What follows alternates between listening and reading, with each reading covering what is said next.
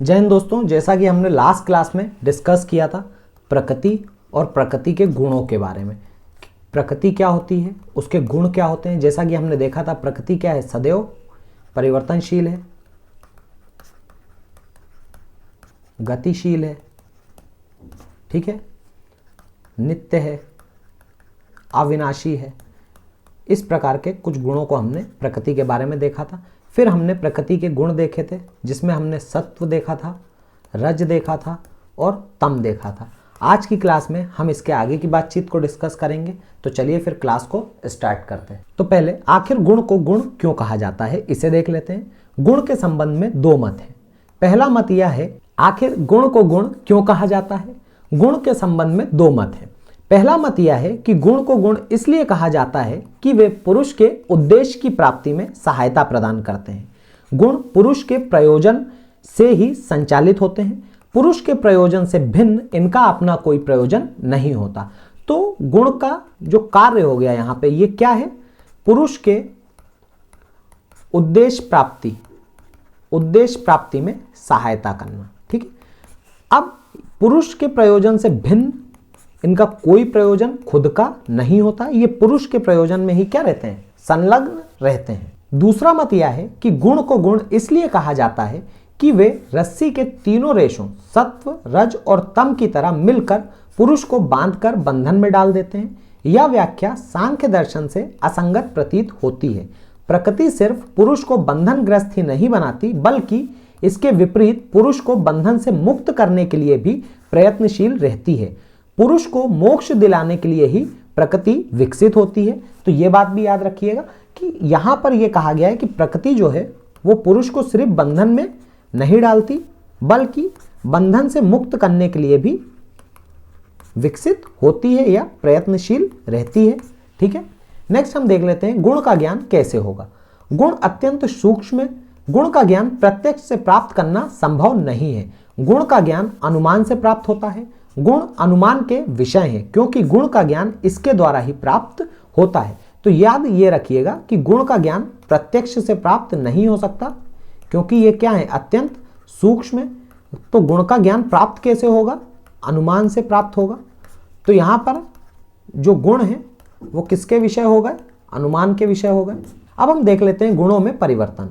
सांख्य के गुणों की यह विशेषता है कि वे निरंतर गतिशील रहते हैं। गुण एक क्षण के लिए भी स्थिर नहीं रह सकता। परिवर्तन होना इसका स्वरूप है।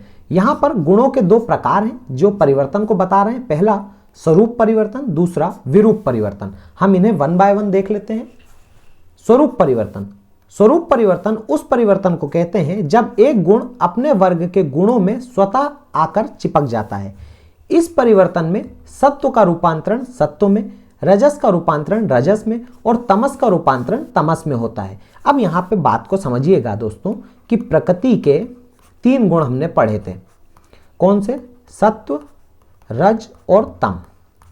जो स्वरूप परिवर्तन है, स्वरूप परिवर्तन मतलब अपने ही रूप में परिवर्तित होना, यानी कि सत्व का सत्व के रूप में परिवर्तन, रज का रज के रूप में परिवर्तन और तम का तम के रूप में परिवर्तन। अब जब इस प्रकार का परिवर्तन होगा दोस्तों, तो प्रकृति में क्या हो रहा है, प्रकृति की साम्यावस्था बनी हुई है। प्रकृति जैसी थी वैसे ही सत्व का सत्व में, रज का रज में, तम का तम में परिवर्तन हो रहा है। तो प्रकृति की साम्यावस्था जो है वो क्या हो रही है, वो नष्ट नहीं हो रही। और जब नष्ट नहीं हो रही तो इस स्थिति में जो प्रकृति है वो क्रियाशील ना होकर क्या होगी, शांत अवस्था में रहेगी। आई होप ये बात आपको समझ में आई होगी। यह परिवर्तन विनाश अथवा प्रलय के समय होता है। इसके अतिरिक्त जब प्रकृति शांत अवस्था में रहती है तब स्वरूप परिवर्तन परिलक्षित होता है।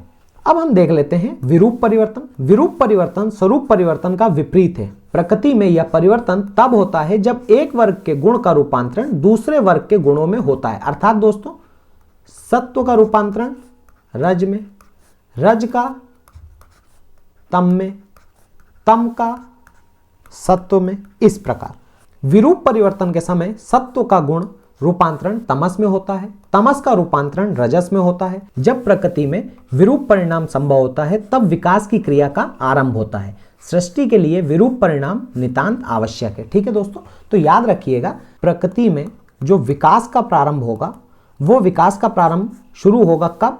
जब विरूप परिवर्तन होंगे। कैसे परिवर्तन? विरूप परिवर्तन, अर्थात क्या होगा? सत्व का रज में, रज का तम में परिवर्तन। ठीक है, अब हम देख लेते हैं गुणों की तुलना न्याय वैशेषिक से करने पर। ठीक है, सांख्य दर्शन में स्वीकृत 3 गुण प्रकृति के निर्मायक तत्व हैं एवं ये तीनों गुण प्रकृति के हैं। यहाँ यह गुण गुण मात्र नहीं बल्कि यहाँ इन गुणों के गुणों को भी स्वीकार किया गया है। जैसे सत्व के गुण में शुद्धता, पवित्रता आदि गुणों को स्वीकार किया गया है। इसी रूप में यहाँ गुण द्रव्य रूप में स्वीकार है। ये प्रकृति के संगठक तत्व हैं। बेसिकली दोस्तों सांख्य दर्शन के अंदर जो गुण हैं उन गुणों को भी स्वीकार किया गया है। जैसे प्रकृति का गुण है सत्व, और जो सत्व है इसके गुण क्या हैं? शुद्धता, पवित्रता इत्यादि। तो इन गुणों को भी स्वीकार किया गया है और यहां जो गुण हैं उन्हें द्रव्य के रूप में स्वीकार किया गया है। अगर हम न्याय वैशेषिक में देखें तो गुण गुण मात्र के रूप में स्वीकृत हैं। यहां गुणों के गुण नहीं माने गए। वैशेषिक दर्शन में अंततः कुल 24 गुणों को स्वीकार किया गया है और इन गुणों के आधार के रूप में द्रव्य की सत्ता को स्वीकार किया गया है, जिसे हम न्याय वैशेषिक में देखेंगे। अब हम देखने जा रहे हैं विकास का समाधान कठिन क्यों। विकास के प्रणयन यानी कि पूरा करने के लिए पुरुष और प्रकृति का संयोग अपेक्षित है, आवश्यक है।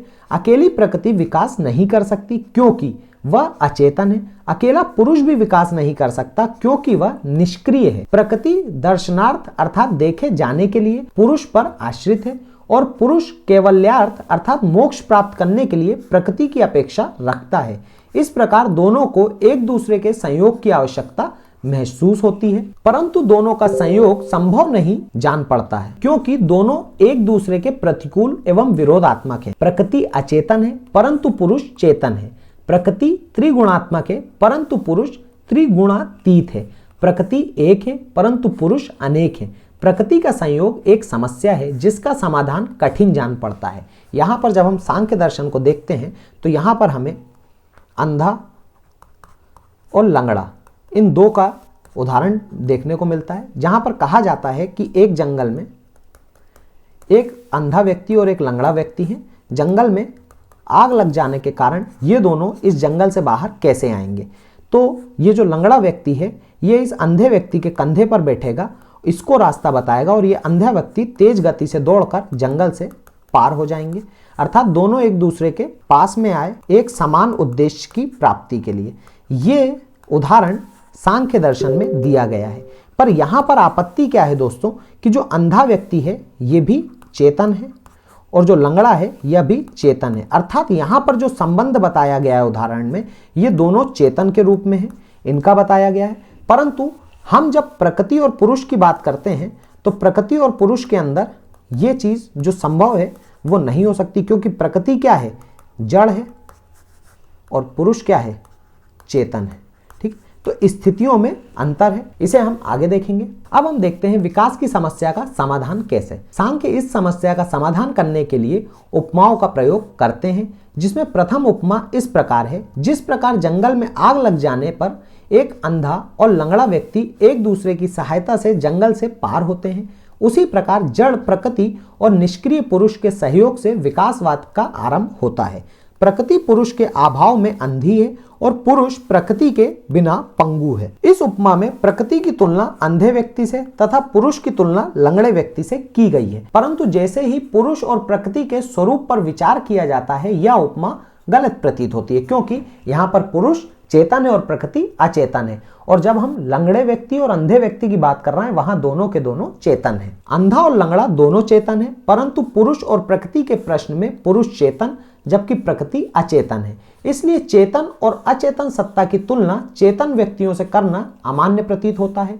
इसके अतिरिक्त इस उपमा के विरुद्ध दूसरा आक्षेप यानी कि विवाद यह है कि लंगड़े और अंधे दोनों का उद्देश्य एक है और वह यह है कि जंगल से बाहर आना। इसके विपरीत मोक्ष की प्राप्ति सिर्फ पुरुष का उद्देश्य है, ना कि प्रकृति का। इस उपमा की कमजोरियों से अवगत होकर सांख्य दूसरी उपमा का आश्रय लेता है जिसकी चर्चा आवश्यक है। जिस प्रकार चुंबक लोहे को अपनी ओर आकर्षित करता है उसी प्रकार सक्रिय प्रकृति चेतन पुरुष को अपनी ओर आकर्षित करती है। इस उपमा में अब देखिएगा, यहां लोहा और चुंबक इन दो की तुलना करी गई है। यहां पर अगर हम चुंबक की बात करें दोस्तों और लोहे की बात करें, ये एक दूसरे को अपनी ओर आकर्षित करते हैं, लेकिन चुंबक भी क्या है, यहां अचेतन है और लोहा भी क्या है, अचेतन है। लेकिन जब हम बात करते हैं प्रकृति की और पुरुष की, तो हम ये संदर्भ भी उपयोग में नहीं ले सकते, क्योंकि प्रकृति अचेतन है और पुरुष चेतन है। तो ये कमियां हैं सांख्य दर्शन की, जिन्हें आप याद रखिएगा। इस उपमा में पुरुष की तुलना लोहा तथा प्रकृति की तुलना चुंबक से की गई है, परंतु पहली उपमा की तरह यह उपमा भी पुरुष और प्रकृति के संयोग की व्याख्या करने में असमर्थ है, क्योंकि लोहा और चुंबक दोनों अचेतन हैं, जबकि पुरुष और प्रकृति में पुरुष चेतन और प्रकृति अचेतन है। अतः दो अचेतन वस्तुओं के आधार पर चेतन एवं अचेतन की विरोधात्मक सत्ताओं के संयोग की व्याख्या करना भ्रामक लगता है। कोई भी दार्शनिक जब उपमाओं का सहारा लेता है तब उसके दर्शन में असंगति आ जाती है। इसका कारण यह है कि उपमाओं के द्वारा जो व्याख्या होती है वह अतार्किक कही जाती है। अतः उपमाओं पर आधारित पुरुष और प्रकृति के संबंध की व्याख्या भी अमान्य कही जाएगी। तो विकास की प्रक्रिया में विज्ञान भिक्षु एक दूसरा क्रम प्रस्तुत करते हैं विज्ञान भिक्षु के द्वारा, जिनके अनुसार प्रकृति से महत यानी कि बुद्धि का विकास होता है, बुद्धि से अहंकार का विकास होता है, सात्विक अहंकार से मन का विकास होता है, राजस अहंकार से 10 बाह्य इंद्रियों का प्रारंभ होता है, तामस अहंकार से पंच तन मात्राओं तथा पंच तन मात्राओं से पंच महाभूतों का विकास होता है। विकासवाद के इस क्रम को सांख्यकारिता के विकास क्रम से कम प्रामाणिक माना जाता है। वाचस्पति मिश्र भी सांख्यकारिका में निहित विकास के क्रम का समर्थन करते हैं। विकास के विभिन्न क्रमों को देखने से यह स्पष्ट हो जाता है कि विकासवाद विभिन्न तत्वों का खेल है। ये विभिन्न तत्व प्रकृति, बुद्धि, अहंकार, मन, 5 ज्ञानेंद्रियां जिसमें आंख, कान, नाक, जीवा और त्वचा, 5 कर्मेंद्रियां मुख, हाथ, पैर, मलद्वार एवं जनेंद्रियां, 5 तन मात्राएं शब्द, स्पर्श, रूप, रस, गंध, 5 महाभूत आकाश, वायु, अग्नि, जल, पृथ्वी, 24 तत्व हैं। यद्यपि इन 24 तत्वों में पुरुष को जोड़ा जाए तो 25 तत्व हो जाते हैं। ये 25 तत्व सांख्य दर्शन में अत्यधिक प्रसिद्ध हैं। इन 25 तत्वों में 4 प्रकार के तत्व हैं। तो दोस्तों ये जो 25 तत्व हैं, इन 25 तत्वों को 4 तत्वों में क्या किया गया है, विभक्त किया गया, जिन्हें हम आगे देख लेते हैं। आखिर 25 तत्वों को 4 तत्वों में किन किन भागों में विभक्त किया गया। पहला है दोस्तों न कारण न कार्य। इस प्रकार का तत्व पुरुष है, ना तो ये कार्य है ना ये कारण है, जो न कार्य है न कारण। यद्यपि पुरुष कार्य और कारण की श्रृंखला से मुक्त है, फिर भी वह सृष्टि को प्रभावित करता है। ठीक है, तो दोस्तों नेक्स्ट है हमारा केवल कारण।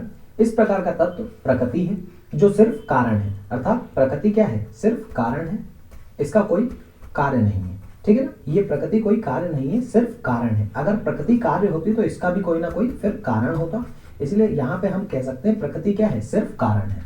नेक्स्ट, कारण और कार्य दोनों। इस प्रकार के तत्व में बुद्धि, अहंकार और पंच तंत्र मात्राएं हैं, जो कारण और कार्य दोनों हैं। ये 7 तत्व कुछ वस्तुओं के कारण है और कुछ वस्तुओं के कार्य है। बुद्धि कार्य है, जिसका कारण प्रकृति है, परंतु वह कारण भी है, क्योंकि बुद्धि से अहंकार की उत्पत्ति होती है। अहंकार बुद्धि का कार्य है, परंतु वह मन, ज्ञानेंद्रियों, कर्मेंद्रियों तथा पंच तन मात्राओं का कारण भी है। पंच तन मात्राएं भी कारण और कार्य दोनों हैं। पंच तन मात्राएं अहंकार के कारण हैं, परंतु पंच महाभूत के कारण भी हैं। यहाँ पर आप ये याद रखिएगा, कुछ चीजें क्या है, सिर्फ कारण है, कुछ सिर्फ कार्य है, कुछ कारण भी हैं और कार्य भी हैं, और कुछ ना तो कारण है ना ही कार्य है। ठीक है, हमने जैसे बुद्धि को देखा दोस्तों, तो बुद्धि कार्य है, जिसका कारण क्या है, प्रकृति। लेकिन बुद्धि कारण भी है, क्योंकि बुद्धि से क्या होता है, अहंकार। तो अहंकार क्या हो गया, कार्य हो गया, और बुद्धि इसके लिए क्या हो गई, कारण हो गई। आई होप ये बात आपको समझ में आई होगी। नेक्स्ट है केवल कार्य। इस प्रकार के तत्व मन, 5 ज्ञानेंद्रियां, 5 कर्मेंद्रियां तथा पंच महाभूत हैं, जो सिर्फ कार्य है। मन 5 ज्ञानेंद्रियों एवं 5 कर्मेंद्रियों अहंकार का कार्य है। पंच महाभूत पंच तन मात्राओं के कार्य हैं। ये 16 तत्व सिर्फ कार्य हैं। तो कुछ चीजें सिर्फ कार्य हैं, कुछ कारण हैं, कुछ कारण और कार्य दोनों हैं। इन्हें आप थोड़ा सा याद रखिएगा। अब हम इन सारी चीजों को एक डायग्राम, एक चित्र के माध्यम से समझने का प्रयास कर लेते हैं। तो दोस्तों सबसे पहले क्या है, प्रकृति। प्रकृति क्या है, कारण। फिर इससे क्या हुआ, महत। महत की उत्पत्ति यानी बुद्धि। बुद्धि से क्या आया, अहंकार। अब अहंकार तीन प्रकार के, सात्विक अहंकार, राजस अहंकार और तामस अहंकार। जब हम सात्विक अहंकार की बात करते हैं तो इन्हें हम तीन भागों में बांट देते हैं। पहला 5 ज्ञानेंद्रियां जिसमें आंख, कान, नाक, जीवा एवं त्वचा, 5 कर्मेंद्रियां मुख, हाथ, पैर, मलद्वार एवं जनेंद्रियां, और फिर मन की बात करते हैं। ठीक है, फिर आता है तामस अहंकार जिसमें हम पंच तन मात्राएं की बात करते हैं, जिसमें शब्द, स्पर्श, रूप, रस, गंध ये हैं। पंच महाभूत आकाश, वायु, अग्नि, जल, पृथ्वी है। ठीक है, इनमें से कुछ क्या है, कारण है, कुछ कार्य है, कुछ कारण एवं कार्य दोनों है। ठीक है दोस्तों, सांख्य के 25 तत्वों में जिनमें पंच महाभूत अंतिम तत्व है। सांख्य विकासवाद निष्प्रयोजन अर्थात यंत्रवत नहीं है। विकासवाद के पीछे प्रयोजन अंतर्भूत है। विकास का आधार प्रकृति अचेतन है।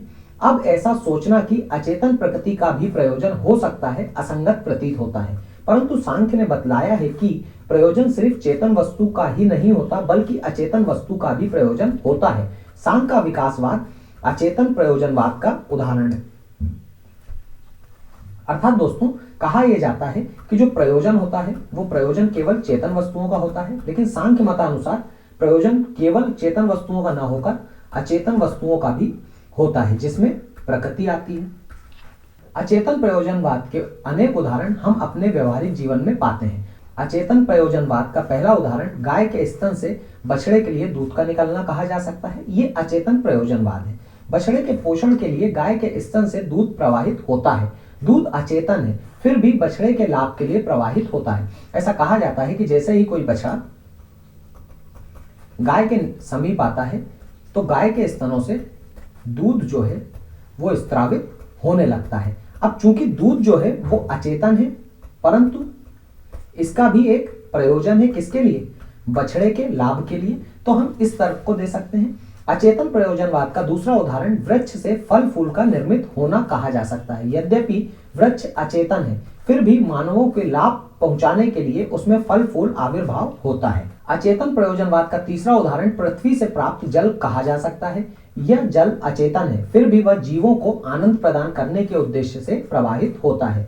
जब व्यवहारिक जीवन में हम अचेतन प्रयोजनवाद के अनेक उदाहरण पाते हैं तो अचेतन प्रकृति को सप्रयोजन मानना असंगत नहीं है। अचेतन प्रकृति विकास के द्वारा पुरुष के प्रयोजन को अपनाने में प्रयत्नशील रहती है। कहा जाता है कि प्रकृति का विकास पुरुषों को सुख और दुख का भोग कराने के लिए होता है। सचमुच विकासवाद का उद्देश्य प्रकृति के प्रयोजन को प्रमाणित करना नहीं है, अपितु पुरुष के प्रयोजन को प्रमाणित करना है। तो जो विकासवाद का उद्देश्य है दोस्तों, वो प्रकृति के प्रयोजन को प्रमाणित करना ना होके पुरुष के प्रयोजन को प्रमाणित करना है। इस प्रकार प्रकृति में व्याप्त प्रयोजन बाह्य है, मतलब बाहरी है। पुरुष का प्रयोजन मोक्ष को अपनाना प्रकृति का भी प्रयोजन है, मतलब जो पुरुष का प्रयोजन है मोक्ष को अपनाना, वो प्रकृति का भी प्रयोजन है। यद्यपि प्रकृति को इस बात का ज्ञान नहीं रहता है। कहा भी गया है प्रकृति पुरुष के मोक्ष के लिए कार्यान्वित रहती है। पुरुषस्य भी मोक्षार्थ प्रवर्ते तद्वद व्यक्तम, इसलिए सृष्टि को पुरुषस्य मोक्षार्थम माना गया है। जितनी विकृतियां हैं वे सब पुरुष के प्रयोजन को पूरा करने में सहायक हैं। ज्ञान इंद्रियां, कर्म इंद्रियां, बुद्धि, अहंकार, मन इत्यादि का प्रादुर्भाव पुरुष के लक्ष्य मोक्ष को अपनाने के लिए होता है। इस प्रकार संपूर्ण सृष्टि पुरुष को मुक्त कराने का प्रयास करती है। जब तक समस्त पुरुषों को मोक्ष नहीं मिल जाता विकास की क्रिया स्थगित नहीं हो सकती। अतः सांख्य का विकासवाद प्रयोजनात्मक है। इस चीज को आप याद रखिएगा। कंक्लूजन ये है कि जो प्रकृति है दोस्तों, वो प्रकृति में जितने भी कार्य हैं, जितने भी गुण हैं, वो क्या हैं, वो पुरुष के प्रयोजन को पूरा करने में क्रियाशील होते हैं, क्रियाशील होते हैं। विकासवाद का प्रथम विशेषता यह है कि सृष्टि का जो अर्थ है वो आविर्भाव माना गया है। समस्त वस्तुएं प्रकृति में अव्यक्त हैं, अव्यक्त मतलब छुपी हुई हैं, जिनका विकास के द्वारा प्रकाशन होता है, यानी आविर्भाव। विकास की दूसरी विशेषता यह है कि विकास का क्रम सूक्ष्म से स्थूल की ओर माना गया है। सर्वप्रथम बुद्धि का विकास होता है, क्योंकि बुद्धि अत्यंत ही सूक्ष्म है। बुद्धि की अपेक्षा अहंकार स्थूल है। पंच महाभूतों का विकास अंत में होता है, क्योंकि वे इस क्रम में सबसे स्थूल हैं। विकासवाद की तीसरी विशेषता यह है कि यहाँ सृष्टि और प्रलय के क्रम को माना गया है। सृष्टि प्रकृति की वह अवस्था है जब प्रकृति का रूपांतरण पुरुष के प्रयोजन के लिए विभिन्न वस्तुओं में होता है। प्रलय उस अवस्था को कहते हैं जब प्रकृति अपनी स्वाभाविक स्थिति में चली जाती है। दूसरे शब्दों में प्रकृति का साम्य अवस्था में चला जाना प्रलय है। विकासवाद की चौथी विशेषता यह है कि जड़ को जिससे समस्त विश्व का विकास हुआ है अविनाशी माना गया है। प्रकृति से जो जड़ है उससे समस्त विश्व का विकास होता है, परंतु प्रकृति की सत्ता में न्यूनता नहीं है। प्रकृति की सत्ता जैसी की तैसी ही बनी रहती है, उसकी सत्ता में कोई ना कमी होती है ना न्यूनता होती है। तो दोस्तों ये थी आज की कुछ बातचीत। आज की क्लास में हमने विकासवाद, प्रकृति, पुरुष, संबंध, इन सब विषयों को देखा। नेक्स्ट क्लास में हम इसके आगे की बातचीत करेंगे। अगर आपको एक क्लास पसंद आई हो तो क्लास को लाइक कीजिएगा, चैनल पर पहली बार आए चैनल को सब्सक्राइब कीजिएगा इसी तरह के और इंटरेस्टिंग क्लासेस के लिए। तो हम मिलते हैं आपसे नेक्स्ट क्लास में, तब तक के लिए जय हिंद, जय भारत।